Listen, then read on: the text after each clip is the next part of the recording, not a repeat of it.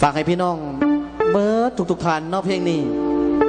เป็นผลงานเพลงของอาจารย์ซอเมืองไต่เป็นผลงานเพลงที่มีชื่อว่าชีวิตคนลี้ภัยเนาะ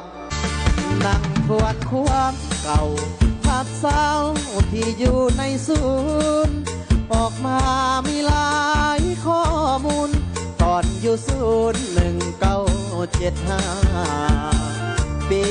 น้ำของคุณปีคนลาวแตกบ้านมา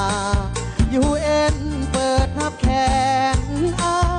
เมตตากอดเอาคนลาวเปิดสุดลายแห่งต้อนหับอยู่ดินแดนไทย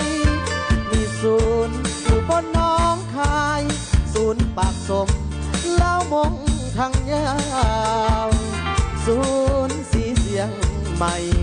บึงการต้อนหับคนลาวลบภัยหนีตายฟังเปล่าหลังเข้าสู่ศูนย์นาโพอาคารเอ็มฟ้ามุงยา